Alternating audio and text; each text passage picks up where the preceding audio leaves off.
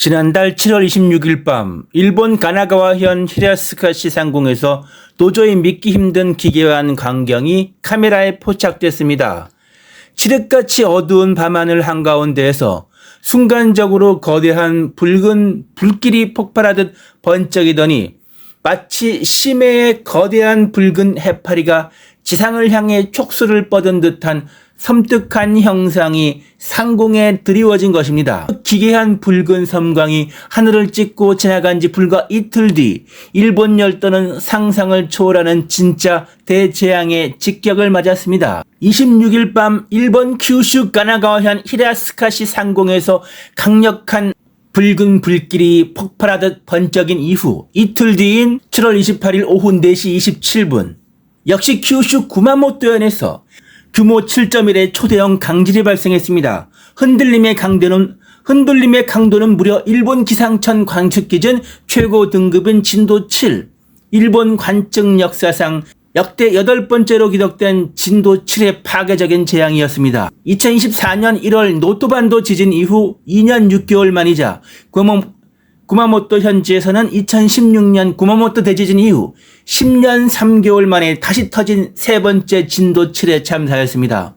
이 충격으로 아리아케해와 야스시로해 일대에는 긴급 쓰나미 주의보까지 발령되며 일본 열도 전체가 패닉에 빠졌습니다. 그리고 재앙의 여파는 여기서 멈추지 않았습니다. 구마모토와 아마쿠사 일대에서는 규모 6.1, 5.8, 5.1의 강력한 지진이 연쇄적으로 이어지더니 그로부터 약 3주 뒤인 2026년 이번 달 8월 17일 오전 6시 37분 지진 안전지대로 여겨졌던 규슈 북부 후쿠오카현의 땅속까지 기습적으로 뒤흔들렸습니다.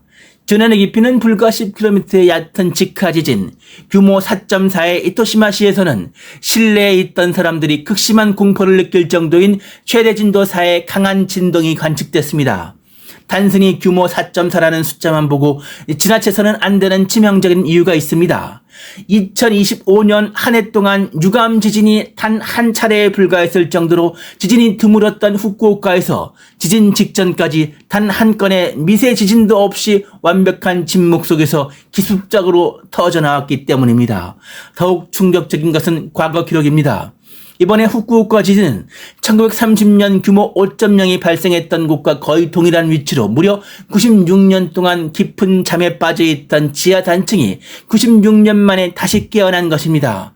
과거 1898년 이토시마 반도에서는 규모 6.0의 강진이 발생한 뒤 불과 이틀 만에 또다시 규모 6.0 강진이 연쇄 강타했던 위험한 전력도 존재합니다. 7월 26일 일본 규슈 가나가와현 밤하늘을 핏빛으로 물들였던 붉은 섬광.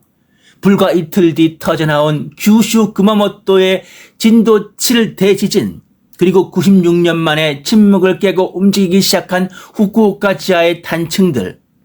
여기에 저 멀리 인도네시아 플로레스 지역의 규모 7.7 강진과 1600회가 넘는 여진까지 환태평양 유산대 지하의 에너지는 지금 이 순간에도 무섭게 요동치고 있습니다. 과연 일본 열도의 지하 깊은 곳에서는 지금 어떤 거대한 변화가 시작되고 있는 것일까요?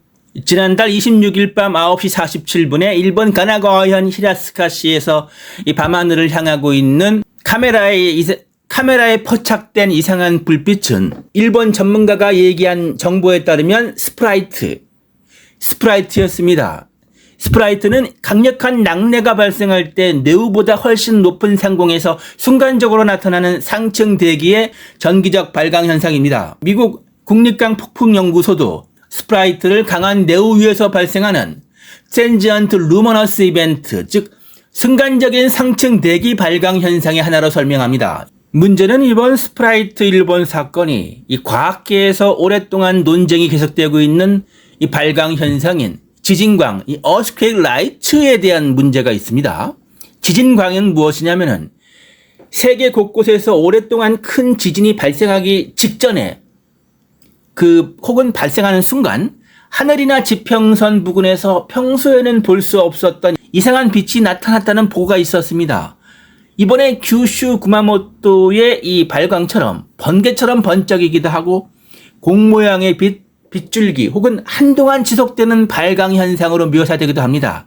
미국의 USGS 역시 이런 현상들을 어스케이 라이츠, 그러니까 지진광이라고 부른다고 설명합니다. 2014년도에는 이 지진광으로 보고된 역사적 사례들을 분석한 연구도 있는데요.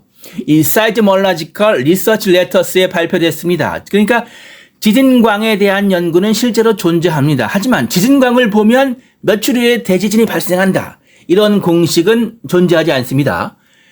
더군다나 지진광이 나타났다고 주장되는 사례가 자체가 드물고 정말 지진 때문에 발생했는지 다른 원인 때문인지는 구분하기 어려운 경우가 많습니다.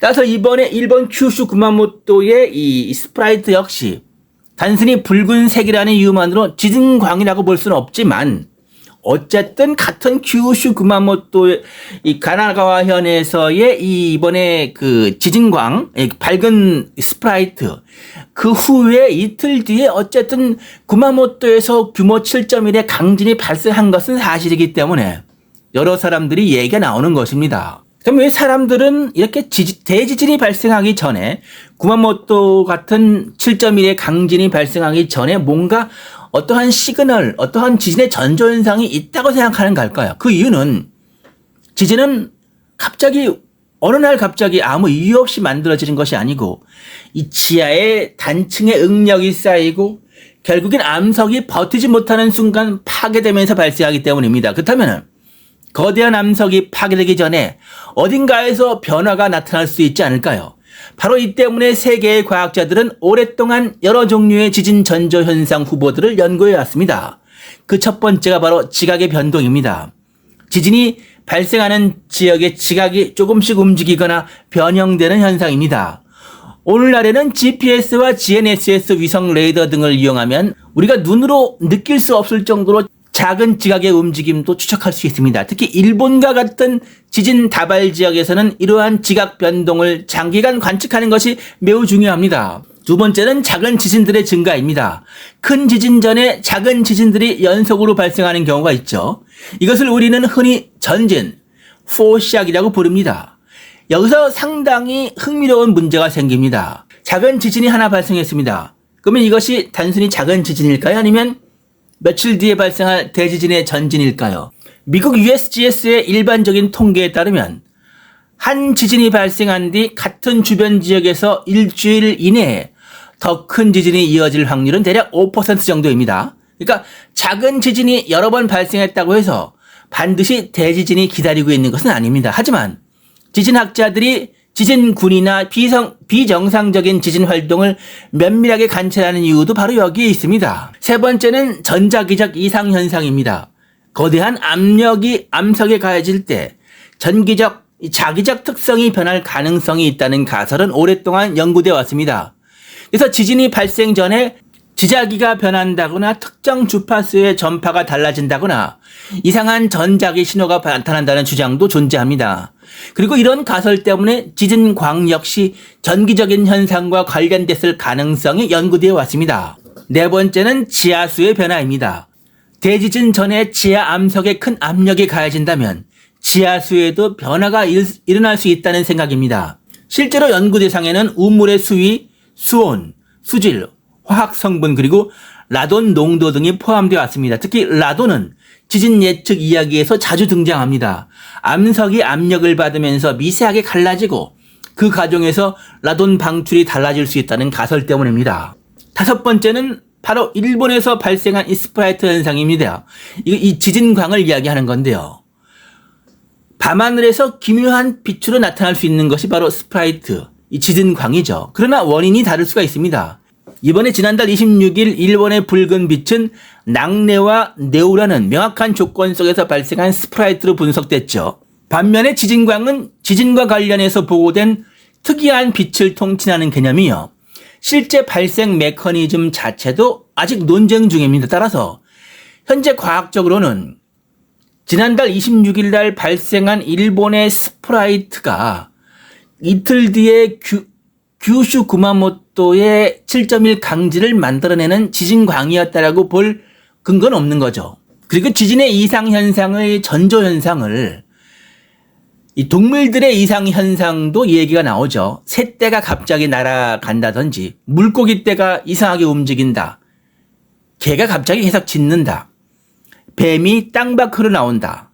이런 현상이 나타날 때마다 대지진의 전조가 아니냐라는 이야기가 반복되고 있습니다. 사실 동물은 사람보다 작은 진동이나 소리에 더 민감할 수 있습니다. 따라서 지진이 시작된 뒤에 사람이 강한 흔들림을 느끼기 그 전에 동물들이 먼저 반응할 가능성이 있는 것입니다. 언젠가 인류가 대지진의 진짜 전조를 찾아낸 날이 온다면 그것은 수많은 사람의 생명을 구할 엄청난 발견이 될 것입니다.